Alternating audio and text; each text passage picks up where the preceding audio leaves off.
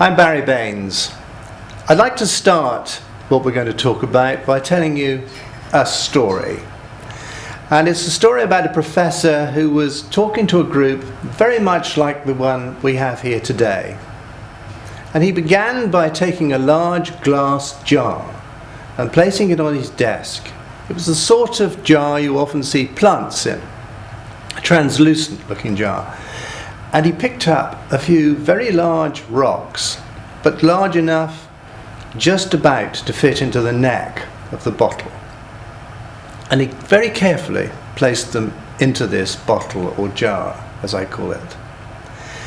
And as they reached the top, he turned to all those present and said, "Is the jar full?"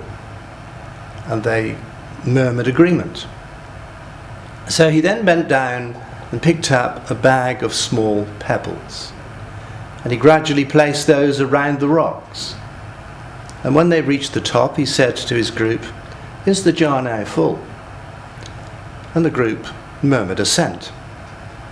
So with that, he leaned into his drawer and pulled out a bag of sand and carefully poured it through the neck of the jar and all around the pebbles and around the rocks until it reached the top. And he said to the class, "Is the jar now full?" And at this point, they were all silent. He took a jug of water from his desk, poured it into the neck of the jar very carefully until it reached the top, and said again, "Is the jar now full?" And now there was an uncomfortable silence, the sort of silence when people start to see if their shoes are clean or start blowing their nose. And finally, he took a very tiny pack of salt and sprinkled it gently onto the water until it had dissolved. And he said again to those present, "Is the jar now full?" "No, Professor, the jar is not full." And the professor said, "Ah, but the jar is full." Now, I wonder, he said, if you know the moral of that story. And for the next 20 minutes or so, hands were raised and various people gave their different interpretations of the moral of the story. And when he'd heard them all, the professor said, "You see, it's quite natural that you've all got different views about the moral of the story, because you've all had different upbringings, you all come from different backgrounds, you've all had different experiences. So no two people will tell the same moral for the story or have the same interpretation of it. But as a matter of interest, you might like to hear mine." And the student said yes, they would. And he said, "Well, no matter where you are or whatever your focus, I believe you should always get your rocks in first." Now that's one interpretation of the story. That was the professor's. And I'd like you to bear that in mind as during the next 5 weeks you listen to me talking about the various aspects of this course. Because we're going to consider together ways in which you can embark on a pathway to success. But know now that if you just listen to the words and do nothing, your life is not likely to change. If instead you perform the exercises, follow precisely what I say, you will be well on the way to the outcome you wish for. During the next few weeks, I'm going to lead you step by step along the path. Today, we're going to discuss the important things in your life. That is right, the important things in your life. What is truly important to you. In the next session, we will be considering what we call a well-formed outcome. Here, you will define in detail precisely what you want to achieve, so that you will know you're heading in the right direction. You will know when you get it. You will know what it is that you want and that it is congruent or consistent with what is most important to you. After that, we shall move on to defining your goals. We shall consider the resources available to you and how, in effect, to create your master plan.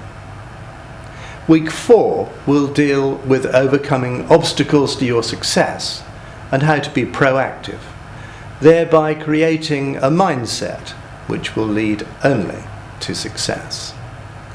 In the last session, we shall discuss creativity and strategies. Some people I know are what we might call seminar junkies. They turn up at everything. They buy the products the gurus have to sell, meet a lot of people, and generally have a great time.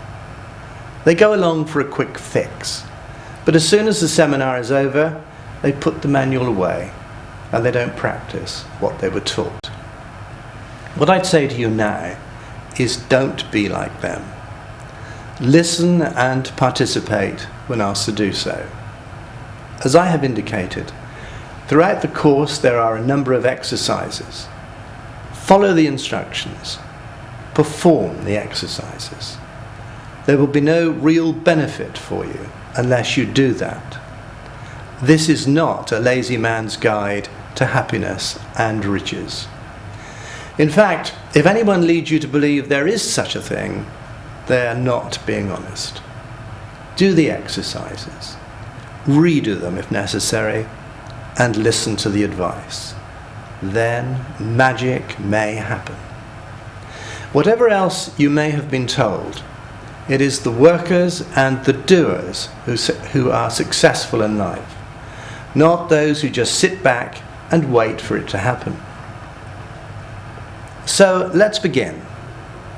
At this stage, I'd like you to consider where you believe you are in your own life, and consider what is most important to you. It is essential to do that before you take another step, because most people don't even think about those things. It is also crucial that you're honest with yourself. You're not interested in someone else's opinion of your life or what is important to them. It is your life. You need only be interested in what you think and what you believe is important for you. The first questions to ask yourself are these. Firstly, what is there about my life that I'm not content with or unhappy about? Secondly, what are the things that are really important to me? Thirdly, what do I want? Let us consider the first question. What is there about my life that I am not content with or unhappy about? Start with the small things. What about your clothes? Are you happy with those? Or would you like better, more expensive clothes? What about your home? Is it your own home? Is it rented? Are you living with parents or relatives? How do you feel about that? Why do you think you feel like you do? Do you have your own transport? I mean, do you have your own car or motorcycle? Is that what you want? Do you think you'd be happier if you had a bigger, grander, faster, flashier car? If so, why? What about your friends? Are you happy with them? Would you change all of them? Or perhaps some of them? Perhaps you wouldn't change any of them. I don't know. They're your friends. You do. Would you change what you eat? Is there anything wrong with the quality of the food you eat at present? Do you have enough of it? If you've been thinking carefully about these questions, you will begin to realize the importance of them. I guess there are some things that you wouldn't change if you were the richest person in the world. But there may be others you would like to alter. They all need careful thought. It will also help you to realize the sorts of things that cannot be improved and the true beauty that surrounds us. No matter how much money you earn one day, or how much wealth you accumulate, there are some things you cannot do. You will not, for example, be able to improve a view of the setting sun and that orangey pink glow in the sky, the early evening fragrance in the garden, or the look of joy on a child's face when your eyes meet after you've spent time apart. So look deeply inside yourself and consider what you truly want. The second question to ask yourself is, what are the things that are really important to me? Now, before today, you may not have considered that very carefully, but we're going to go over it in some detail. Until we know where you are now and what is important to you, it will be difficult to move forward. At this point, you might like to take a paper and pen and list from numbers 1 to 10 what you consider to be the most important things to you in the whole world. Remember that what is important to you may not be the same as what is important to your boyfriend, your girlfriend, your husband, wife, children, or friends. That doesn't mean that what you think of as important is wrong or insignificant. Equally, it doesn't make what they think of as important or wrong insignificant either.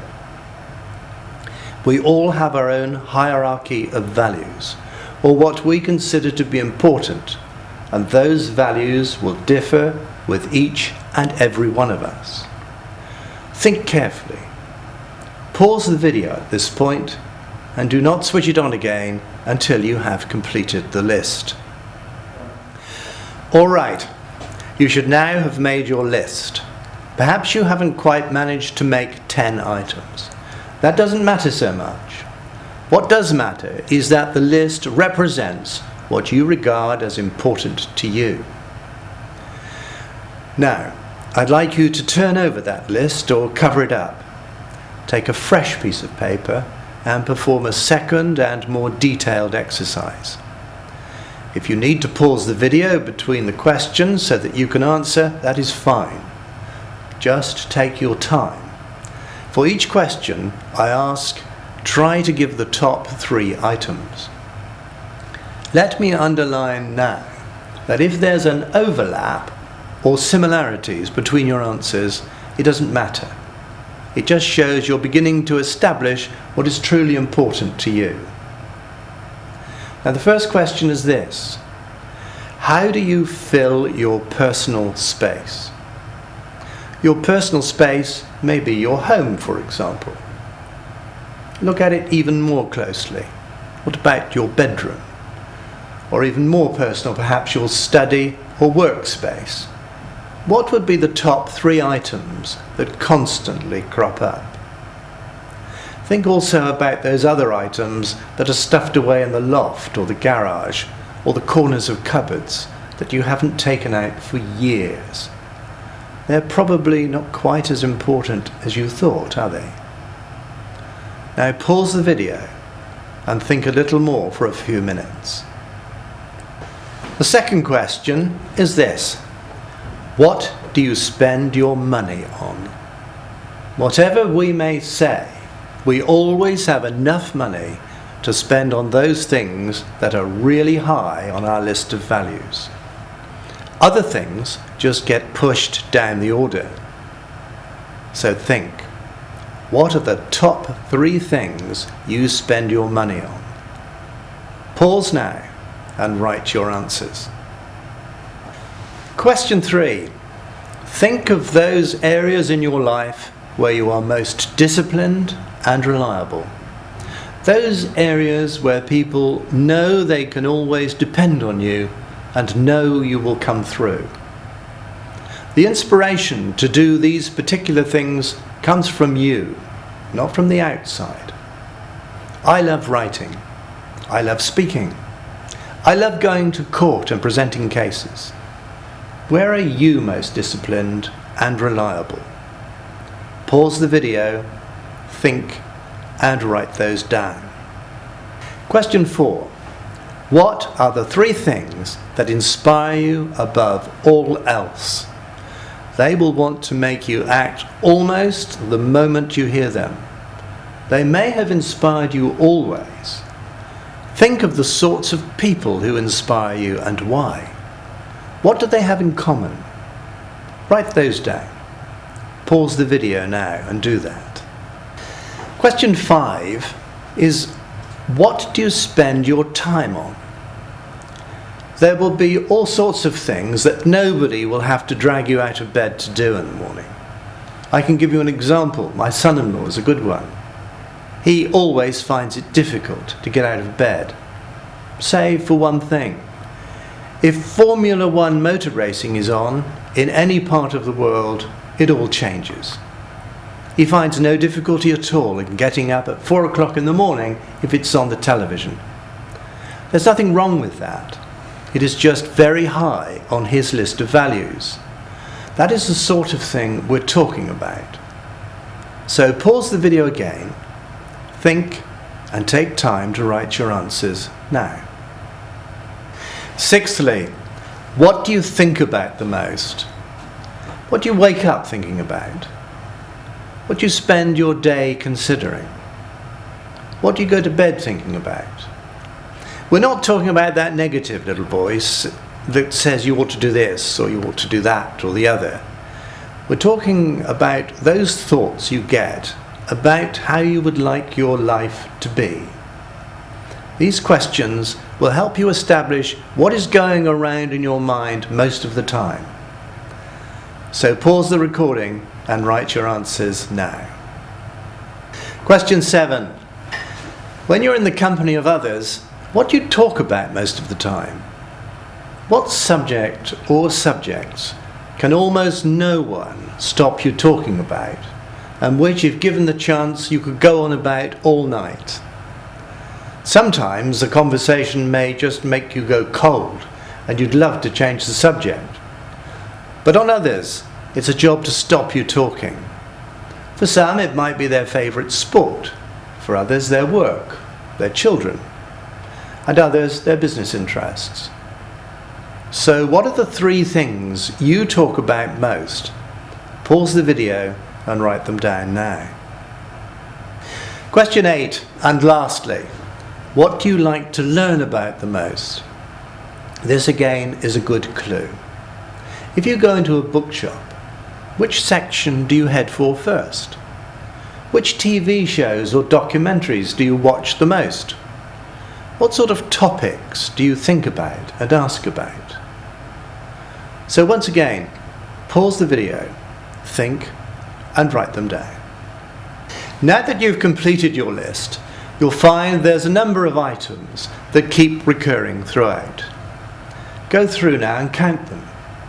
Place them in order from top to bottom, so the item that occurs the most times will be at the top of the list, and those the least will be at the bottom. These are the things that are most important to you. Now turn over the first list you made and spot the differences. Are there any surprises there? Did you think first time round that perhaps some things were important to you, which perhaps now don't seem quite so important, now that you've carefully considered the questions? If you thought, for example, that money was important to you, but it doesn't appear in the top 2 or 3 of your list, you may need to think again. If money is well down your list, for example, you'll have difficulty in gaining wealth, because you will always be spending money on those things that come above it in the list. That doesn't mean to say you can never be wealthy, because you can make adjustments now that you know where you are, and you can adjust the list of importance in those items and place more attention on them. You may well be considering this in detail for the first time in your life, but even performing this exercise will help you focus. Now let's move to the last of the 3 questions that I posed earlier. What do I want? You will understand now, I hope, why I left this question until last. If I had asked it first, you may have been struggling. But you have now at least established a list of those things you consider to be most important to you. You have examined where you are most ordered in your life, what you spend your time on, what you spend your money on, what you talk about the most, and where your enthusiasm lies. People come along to seminars and lectures to be inspired and in the hope of improving their lives. But almost invariably, when they're put on the spot with the question, "So, what do you want?" they usually answer, "Well, I don't know," or "I'm not sure." You see, if you don't know what you want, or you're not sure about it, there is no chance of getting it. Imagine deciding to go on holiday and turning up at the airline desk. "I'd like to go on holiday, please." "Certainly, sir. Which flight would you like?" "Oh, anyone as long as it flies." You see, that all sounds a bit wacky, doesn't it? But is it any sillier than saying you'd like to improve your life, but you don't know what you want? If you don't know the improvement you're seeking, how will you know when you get it? We will be talking about this in more detail next week, but between now and then, I'd like you to think about the outcome you truly want. Write the question, "What do I want?" on a piece of card and place it by your bed. Look at it before you go to sleep. Look at it again when you get up in the morning. Let it float around in your mind while you're asleep and when you daydream. Make sure you have a pen and paper to hand in case you wake up during the night or a thought suddenly comes into your head. Jot down the answer and think of it some more. As what you want starts to materialize in your mind, envisage precisely what it or what your life will look like when you get it. Think how you will measure what you have achieved. Remember at this point that people's dreams are not usually unrealistic, no matter how fantastic they may sound to others, but the time frames may be, so consider that too. Think carefully about a possible timetable and how good it will be to achieve your dream. Over the next few days, go over the notes of your responses to the questions and think a little more about them. If you have time, review this recording. You have plenty to think about between now and next week. So in the meantime, be happy. I look forward to talking with you again next week.